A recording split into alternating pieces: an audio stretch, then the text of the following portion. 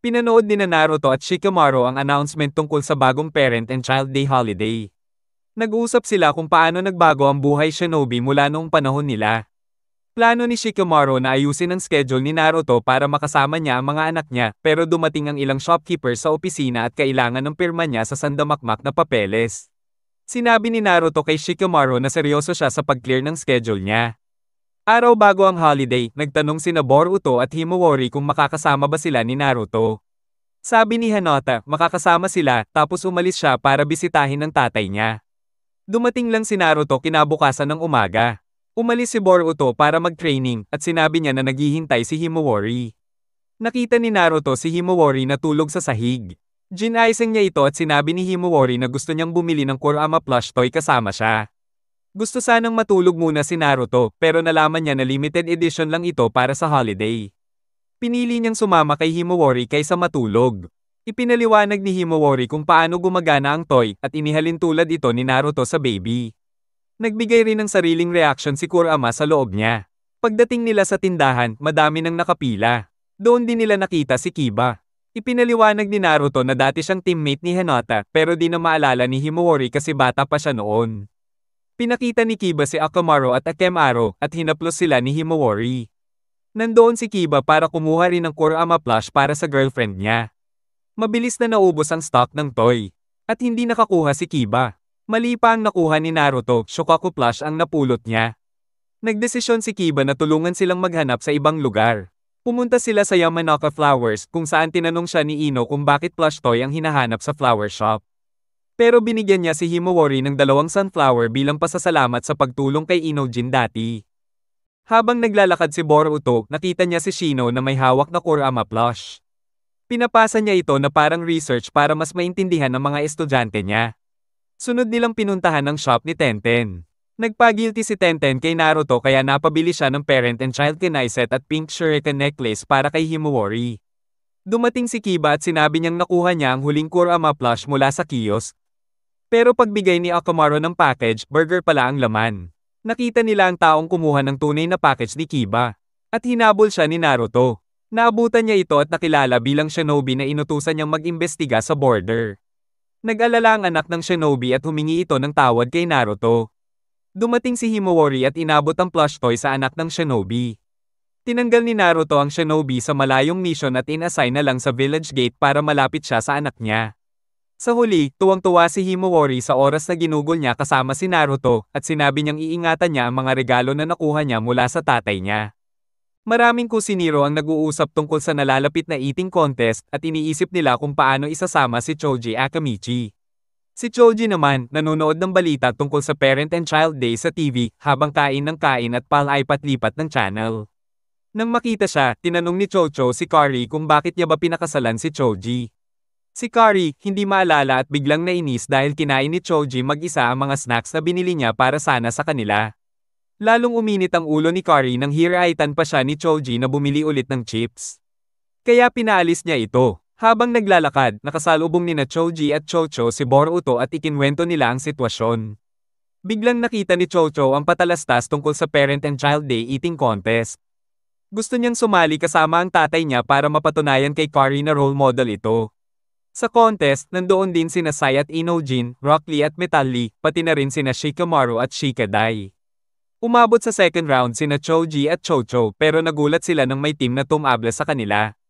Pasok din sa second round ang Nara at Yamanaka. Ang tumable sa Akamichi ay ang Team Dotonbori na nagyayabang na sila raw ang panalo.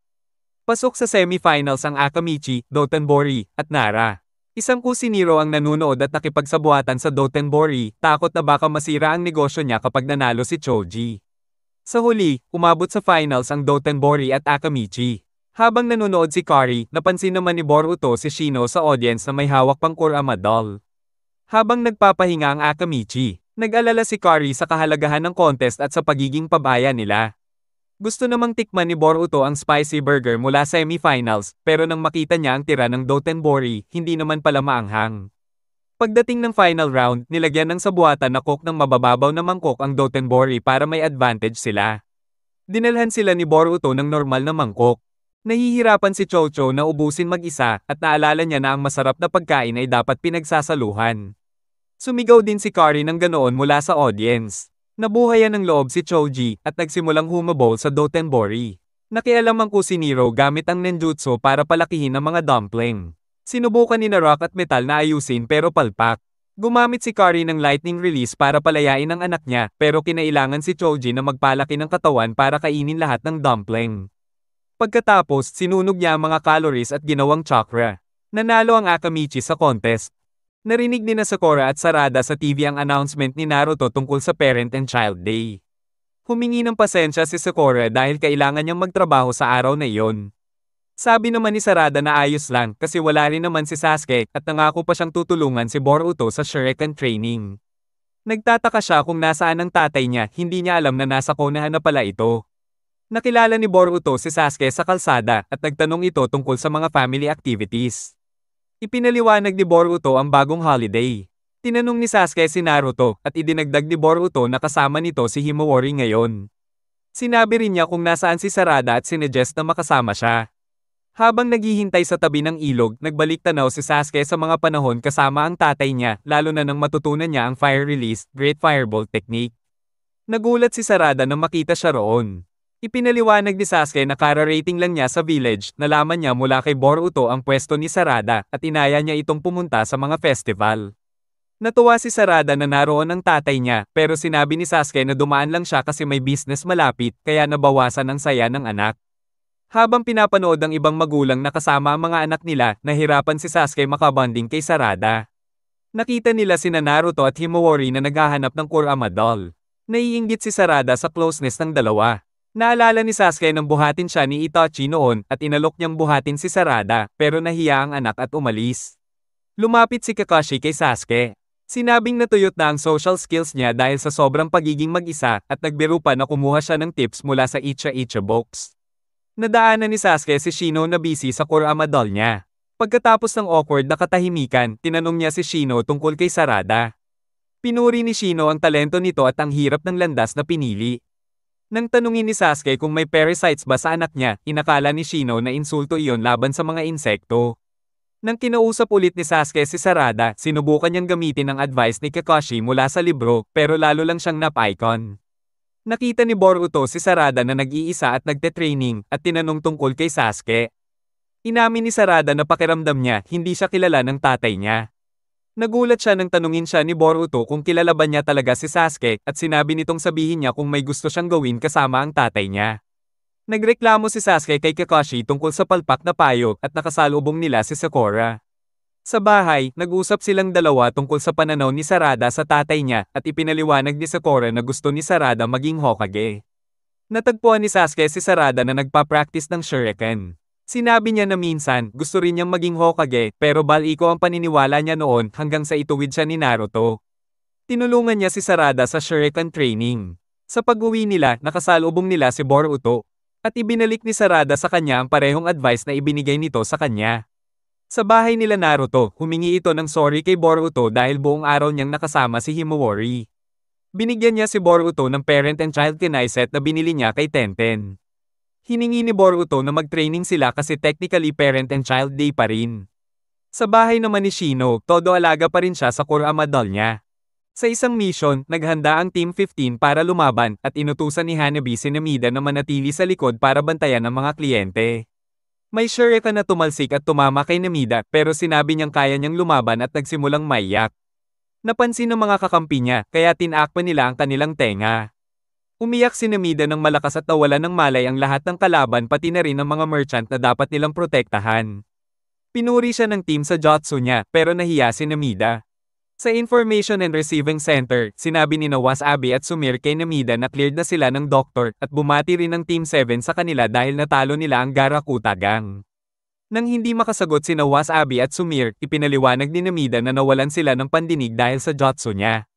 Sabi ni Mitsuki, kung paulit-ulit itong mangyari, baka mamatay ang mga kakampi niya, kaya nagpa siya si Namida na mag-ensayo ng bagong jutsu. Nag-practice si Namida ng water release, ikinagulat ng mga kakampi niya, pero sobrang hina na hindi man lang nakasira ng target.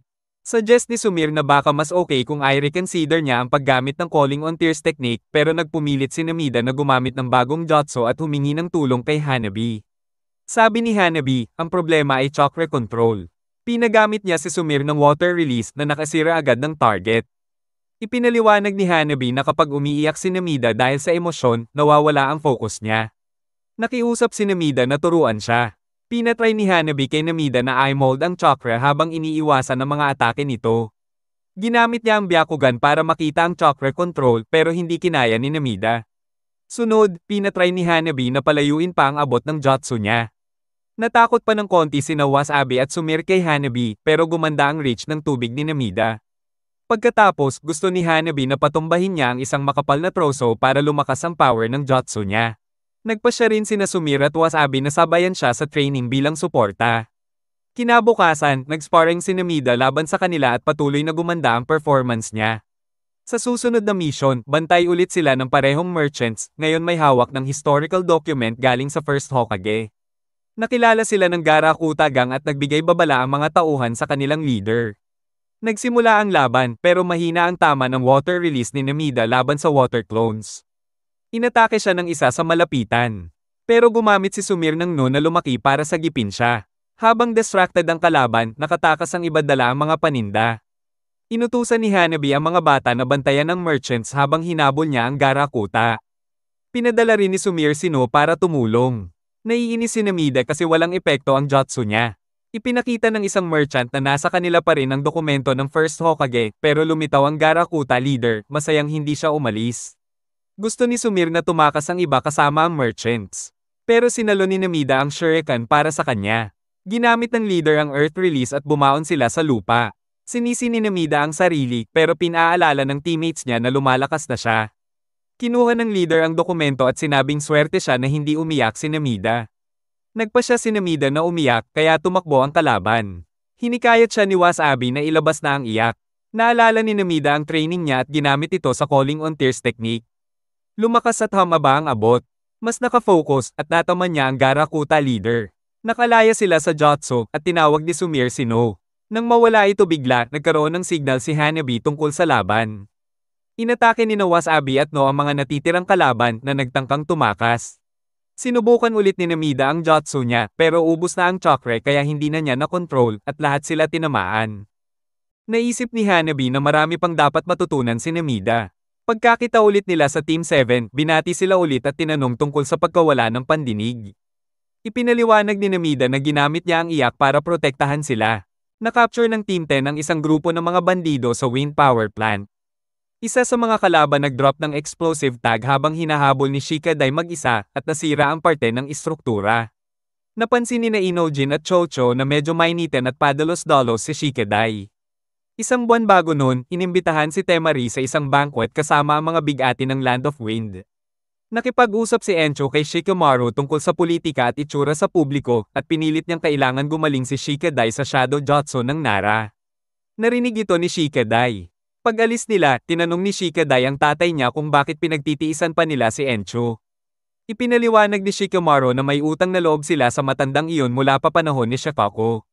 Sa kasalukuyan, nagkwekwentuhan ang mga kaibigan ni Shikadai sa Lightning Burger tungkol sa problema niya. Tinanong ni Boruto kung bakit hindi na siya gumagamit ng wind release at inamin ni Shikadai na ramdam niya ang pressure sa pamilya, katulad din ni Denki. Naiwan ng Team 10 sa standby para sa paparating na bisita ng delegation mula Land of Wind sa power plant. Kinagabihan, nalaman ni Shikadai na hindi sila isinama dahil sa request ni Encho. Ayaw nitong madungisan ng pangalan ng clan kaya pinayuhan si Shikadai na pumasok na lang sa politika.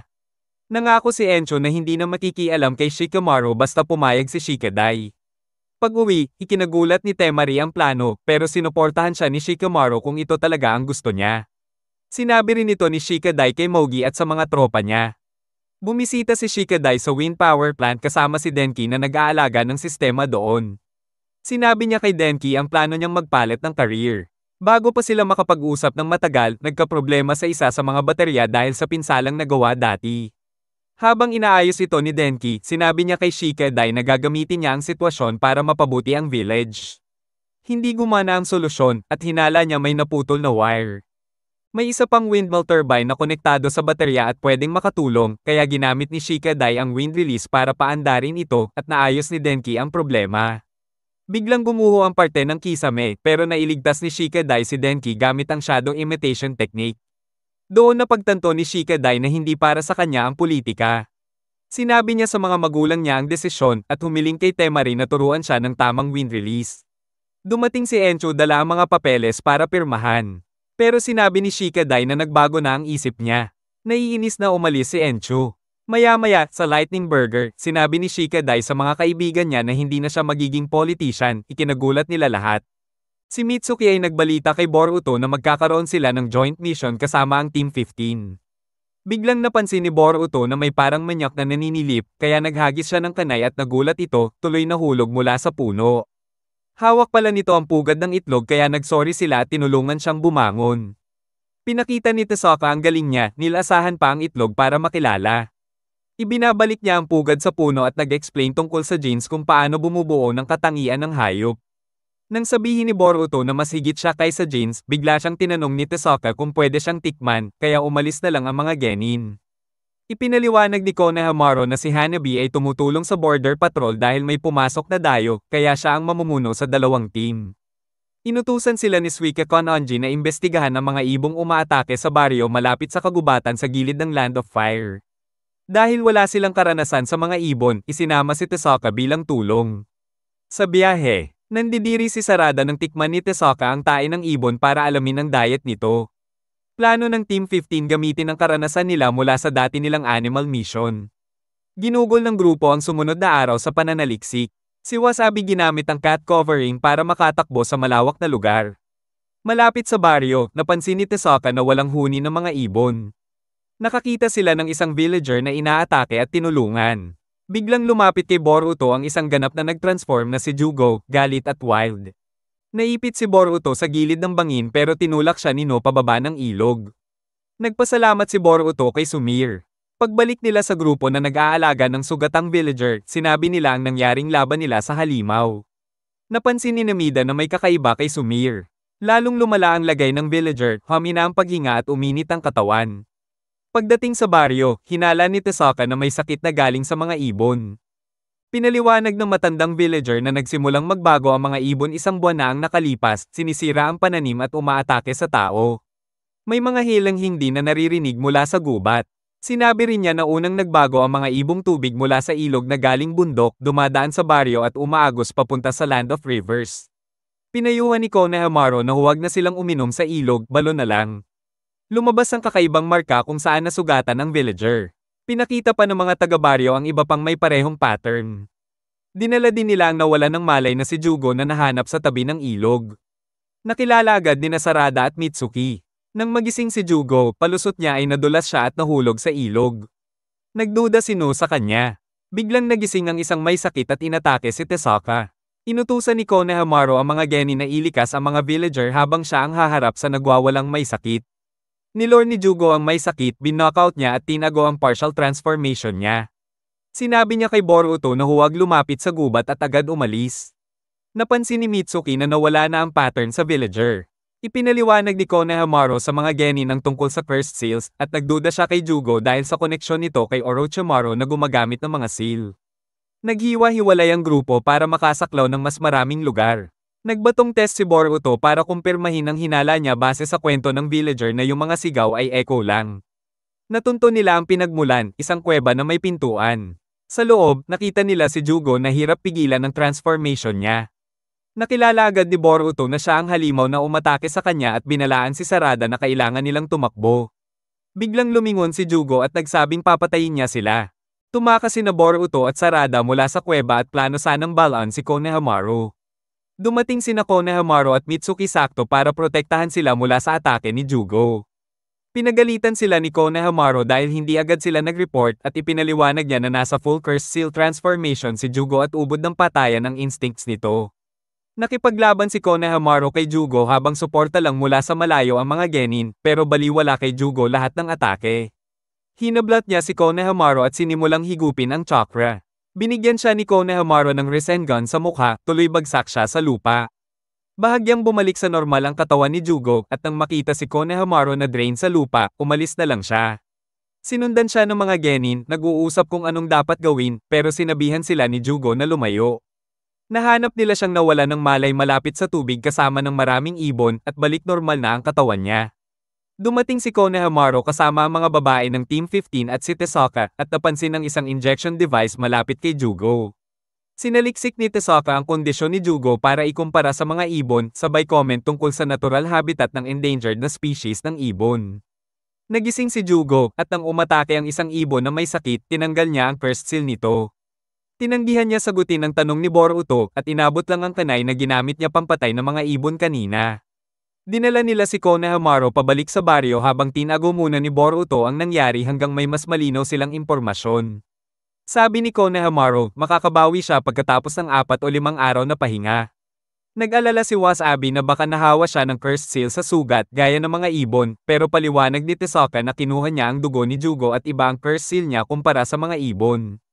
Tinanong ni Konohamaru si Mitsuki tungkol sa device na nahanap at kinumpirma ni Mitsuki na galing iyon sa research ni Orochimaru. Dagdag ni Tesaka, tranquilizer daw yon matapos niya tikman. Hinala ni Mitsuki, gamot iyon para pigilan ang cursed seal.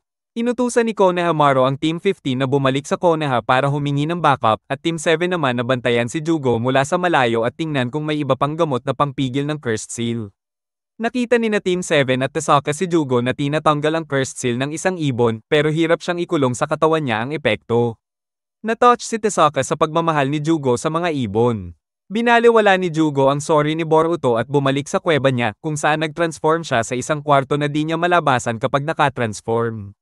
Paulit-ulit niyang sinasabi na dapat umalis na sila pero pumayag din nang makita na hindi sila sasuko. Ipinaliwanag niya na ang mga ibon na may cursed seal ay nagkakaroon muna ng pulang mata bago sila maging wild. Tinanong nila si Tesaka tungkol sa cursed seal at sagot nito na dahil sobrang territorial ang mga species, dapat alamin kung saan sila galing para magkahin. Na-encounter nila ang mga researcher mula Land of Rivers na nag-iimbestiga din sa mga ibon.